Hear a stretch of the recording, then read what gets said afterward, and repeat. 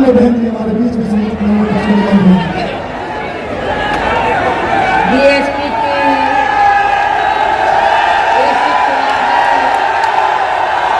जनसभा में इकट्ठा हुए पार्टी के सभी हमारी गुलामी करे। बाबा साहब स्वर्गीय चौधरी चरण सिंह, स्वर्गीय काशीराम, जय जय जय जय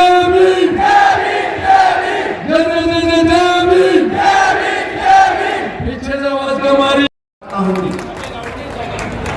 हालात से सहमे हुए लोगों को बता दो, हालात गुजर जाते हैं, ठहरा नहीं करते। और देखा है कि जागी हुई कौमों के दिलावर हक छीन लिया करते हैं, मांगा नहीं करते। मांगने से भीख मिलती है, मांगने से एक वक्त की रोटी मिल सकती है, मांगने से चंद सिक्के मिल सकते हैं, मांगने से हुकूमत नहीं मिलती है, मांगने से सरकारें नहीं मिलती हैं, मांगने से अपना हक नहीं मिलता है। अपने हक को लेना पड़ता है, छीनना पड़ता है, संघर्ष करना पड़ता है और वक्त आने पर अपने प्राणों की आहुति दे करके आगे बढ़ना पड़ता है। इसलिए आज तक की 2024 का पार्लियामेंट का इलेक्शन बहुत अहम और हमारे देश के मुस्तकबिल का, भविष्य का फैसला करने वाला है। यहाँ से ये फैसला होगा कि हमारा देश लोकतांत्रिक ढांचे के साथ चलेगा, बाबा डॉक्टर भीमराव अंबेडकर के बनाए गए संविधान के साथ चलेगा, कि नाथूराम गोडसे के मानने वाले आरएसएस के रास्ते पर चलेगा। ये इलेक्शन इस बात का फैसला करने वाला है। हम तमाम लोग आज हमारे बीच में, हमारे पूर्वज, हमारी इस पार्टी के मुखिया, हमारी इस पार्टी के जननायक माननीय काशीराम जी ने जो नारा दिया था, ये दलित मुसलमान करो विचार और कब तक सहोगे अत्याचार। अत्याचार जो पूरे देश के अंदर, पूरे प्रदेश के अंदर, सहारनपुर से लेकर के काशीपुर तक हो रहा है। आपने देखा है कि किस तरीके से मुस्लिम समाज के साथ जुल्म और ज्यादती की इंतहा होती चली जा रही है। दलित भाइयों को इस तरीके से पूरे प्रदेश के अंदर, उन्हें जेलों के अंदर और उनकी किस तरीके से प्रताड़ना की जा रही है, ये हमारी नजरों के सामने है। हाथरस की वो बेटी जो हमारे सामने आपने देखा है कि जिसके साथ बलात्कार हुआ, बलात्कार करने के बाद ये योगी की हुकूमत यहाँ पर रही और उसके पूरे परिवार के लोग अपनी बेटी की लाश मांगते रहे, गाड़ी के सामने आकर के लेटकर कि हमारी बेटी की लाश दे दो ताकि हम उसका अंतिम संस्कार कर सके। मेरे दोस्तों, मैं आपसे बताना चाहता हूँ, दलित मुस्लिम तमाम समाज के, सब समाज के लोगों, मैं आपसे कहना चाहता हूँ कि पूरा परिवार रोता रहा, चीखता रहा, चिल्लाता रहा, बिलखता रहा, लेकिन ये अंधी बहरी गूंगी सरकारों के कानों तक आवाज नहीं पहुंच पाई और इस बेटी को रात के अंधेरे में जला करके उसके सबूतों को खत्म करने की कोशिश की गई। इसलिए मैं कहना चाहता हूं कि तकब्बुर, जुल्म की रातें बहुत लंबी नहीं होती। सबसे पहले मैं तो आप लोगों का आभारी हूँ कि आप जैसे बहुत बड़े समुदाय ने एक छोटे समुदाय के आदमी मेजर जोगिंदर सिंह भावरा को अपने बीच में जगह दी। सभी का शुक्रिया। मैं एक बात मैं बहुत दिनों से सुन रहा हूँ, 400 पार, 400 पार, 400 पार। लेकिन मैं हमारे प्रधानमंत्री मोदी जी से एक बात पूछना चाहता हूँ, क्या वो ये भी बताने का कष्ट करेंगे कि पुलवामा कांड में 400 किलोग्राम आरडीएक्स कहां से आया? आज तक उसकी कोई जांच नहीं है। जरा देखो उन बहनों की तरफ जिनकी मांग सुनी हो गई, जरा देखो उन बहनों की तरफ जिनकी कलाइयां सुनी हो गई, और देखें जरा उन बच्चों की तरफ जो आज यतीम हो गए। और सबसे बड़ी हैरानी की बात तो यह भी है कि आज तक उन शहीदों को शहीद का दर्जा नहीं मिला है।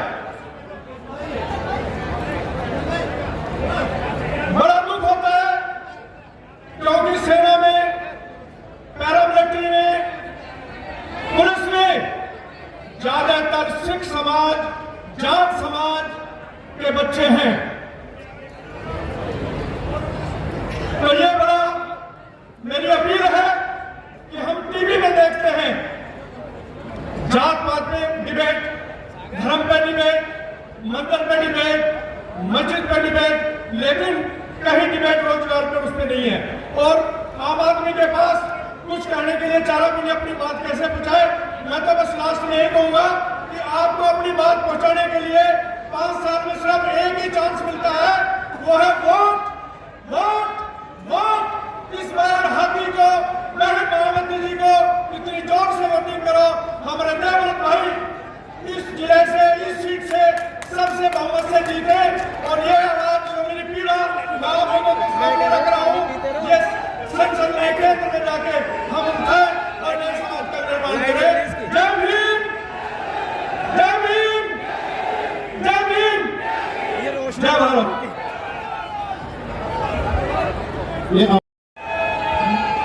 आदरणीय बहन कुमारी मायावती जी को अपना नेता स्वीकार करते हुए, मानते हुए मंच पे हमारी पार्टी के सब वरिष्ठ नेतागण और सभी जो जनता आई है सबको संबोधित करते हुए, दोस्तों कुछ 2 मिनट का समय मिला है।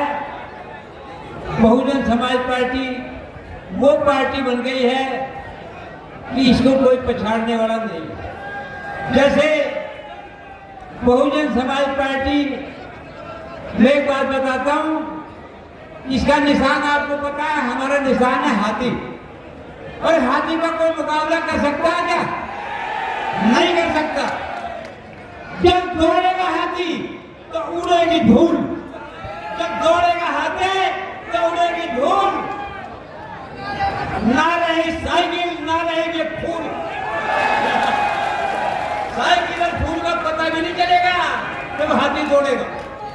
तो दोस्तों, बहुजन समाज पार्टी के हमारी नेता को हम प्रणाम करते हैं और लंबी आयु को जो कामना करते हैं। और निवेदन करता हूं कि आने वाली 26 तारीख में एक एक वोट, सबसे अहमियत बात है कि हमारी वोट ज्यादा से ज्यादा, हमारा वोट परसेंटेज ज्यादा से ज्यादा हो, हम अपने प्रत्याशी को ज्यादा से ज्यादा मतों जिताएं। इन्हीं शब्दों के साथ कितने हमारे साथी आए, बहुजन समाज पार्टी के समर्थक आए, कितने बहुजन के नौजवान आए। जो साथी जाने छोटे मंच पे चले जाए, जाने दीजिए इनको, जाने छोटे मंच पे बता दिए रास्ता। मैं निवेदन कर रहा हूँ हाफिज इमरान याकूब साहब, जिन्होंने सरदना से बहुत अच्छा चुनाव लड़ा, पार्टी के बहुत मजबूत कार्यकर्ता हैं। राजा की दरपेश करते हुए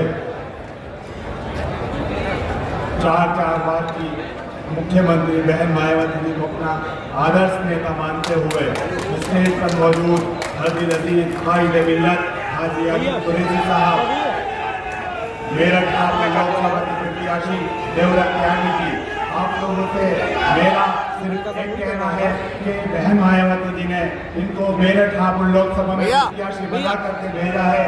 जैसा प्यार आपने मेरे वालिद हाजी याकूब कुरैशी को 2019 के इलेक्शन में इकट्ठा होकर के दलित समाज में, मुस्लिम समाज में और सब समाज में जो ताकत देकर वोट देने का काम किया था, उसी ताकत के साथ मैं आपसे मुस्लिम समाज से अपील करता हूँ, आने वाली 26 तारीख को बहुजन समाज पार्टी का सामने वाला बटन इतना दबा दो कि भारतीय जनता पार्टी की मेरठ की सीट से आगाज हो जाए और भारतीय जनता पार्टी की जमानत हो जाए।